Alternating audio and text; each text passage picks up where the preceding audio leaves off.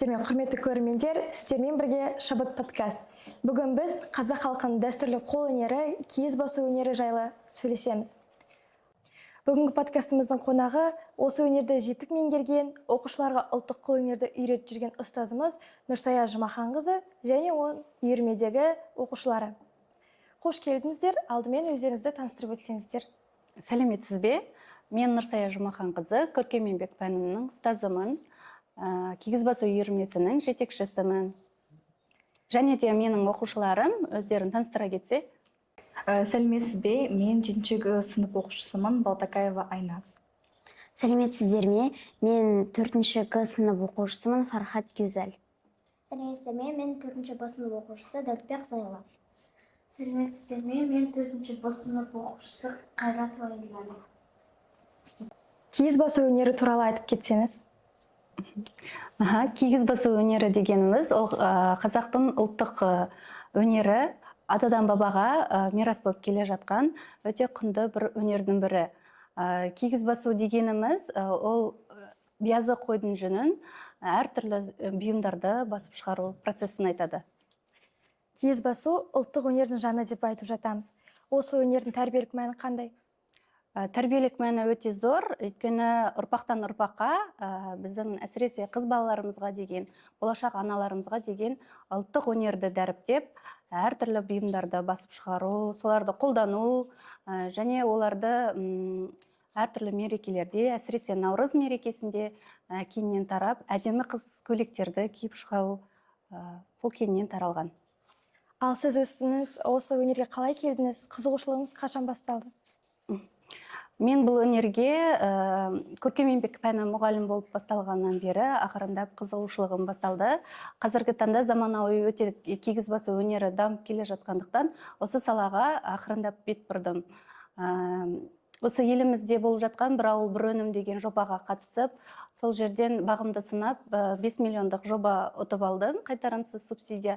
Осы қалай ұтып алғаннан бастап, мен осы мектепте неге осындай үйірмелер ашпасқа деп бел будым. Осы үйірмеде қазіргі таңда менде 42 оқушы бар.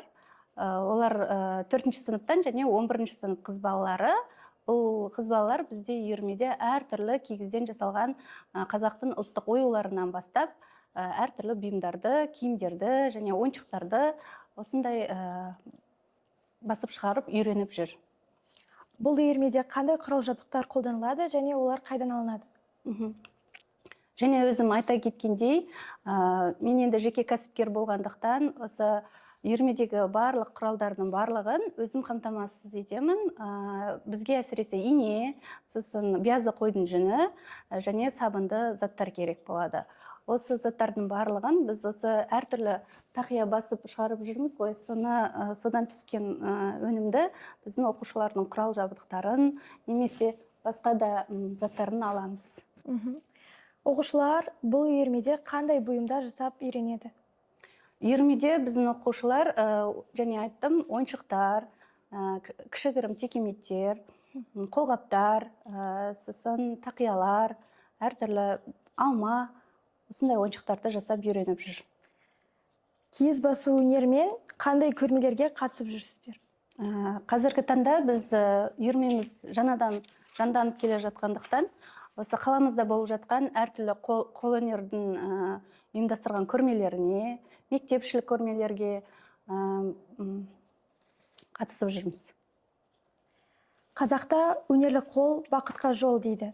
Бұл өнерді үйренгісі келетін жастарға қандай кеңес берер едіңіз? Жастарға алдын ала шабыт беретін едім. Осы жастарға осы өнерді үйренсін, келсін, білсін. Осы қазақтың құндылығы қазіргі заманда өте дамып келе жатқаннан өздеріне бір кәсіп бастауға немесе әртүрлі бұйымдарды өздеріне басып алып, қолдануға өте тиімді деп айтар едім. Керемет, рахмет. Наурыз жанару мен бірліктің, жақсылық пен молшылықтың мейрамы. Дәл осы мерекеде ұлттық киімдер киіліп, үйге сырмақ, текемет сияқты киізден жасалған бұйымдар төселеді. Бұл да киіз басу өнері халық мәдениетінде ерекше орын алатынын көрсетеді. Наурыз мерекесінде киізден жасалған бұйымдардың қандай маңызы бар? Наурыз мерекесінде кигізден жасалған бұйымдардан сұранысқа өте ие, өйткені біздің осы әртүрлі оюларымыз басылған текеметтер қазақы құндылығымызды дәріптеп тұрады. Ал енді киіз басу үйірмесіне қатысып жүрген оқушыларға сұрақтарымды қойып кетсем.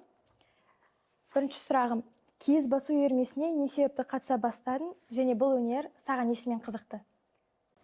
Киіз басу туралы мен құрбымнан білдім, содан кейін осыдан қызығушылығым пайда болды. Ал ұнайтын себебі, мысалы, киіз басқанда, енеме түртіп отырғанда андай босатындырады. Иә. Екінші сұрағым, киіз басу үйірмесінде алғаш жасаған бұйымың қандай? Алғаш жасаған бұйымым ол қабырға суреттерін жасап үйрендім. Қиын болмады ма? Жоқ, ол маған өте қиын болмады. Киіз басу процесінің қай бөлігі саған ең қызықты? Топтау бөлігі ең қызықты. Неге? Себебі ол жақта біз киіз басамыз, моншақтар жасаймыз, сосын таспақа жасаймыз, тақия жасаймыз, және тағы басқа ойыншықтар жасаймыз. Үйірмеде жасаған бұйымдардың ішінде өзіне ерекше ұнағаны қайсы? Маған тақиядан сабын басу процесі қатты ұнайды. Неліктен? Себебі ол жерде ерекше сезімде боласың. Жауаптарыңызға рахмет. Ал енді оқушылар киіз басу үйірмесінде үйренген бұйымдарды жасап көрсетсе, керемет болар еді. Осындай шекте жасау үшін біз мынандай биязы жүннен андай көп емес, кішкентай шамадай аламыз. Және де біз оны аламыз да айландырамыз, қоршап. Сосын инені аламыз да, біз оны осылай жүнді аламыз да орап түртейміз, домалақ шығу үшін. Сол домалақ шыққаннан соң мынандай арнайы телеуіштер болады, және де сымдар. Соған аламыз да қыстырамыз. Сонда осындай бізде әдемі телеуіштер шығып, біз оны біздің өзіміздің жилеткамызға немесе тақиямызға тағып әшекей бұйым қылып ұстауға болады. Біз осындай қабырға суреттерін жасау үшін осындай фетрді алып, оған бастырылған суреттерге осындай биязы жүнін алып, шамамен алып, оны ине мен губканың үстінен бастырамыз.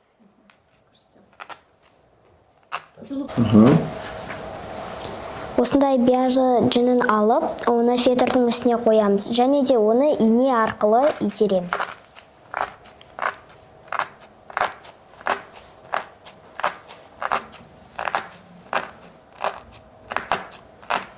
Сонда осындай әдемі ағашымыз дайын болады.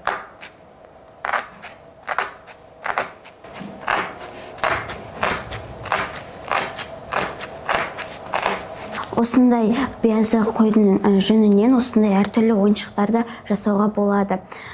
Бұл жерде атап айтсақ, менің алдымда тасбақа және де қой тұр. Қойды осылай бір қолын осылай инемен тоқып шығамыз. Құлағын.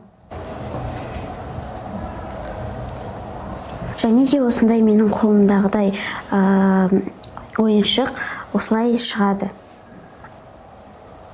Бүгін біз киіз басу өнерінің қыр-сырын, маңызын және тәрбиелік мәнін талқыладық. Құрметті Нұрсая Жұмаханқызы және де оқушылар, уақыттарыңызды бөліп, қызықты әрі пайдалы мәліметтермен бөліскендеріңізге үлкен рахмет. Құрметті тыңдармандар, ұлттық өнерімізді ұмытпай, құрметтеп, келер ұрпаққа жеткізейік.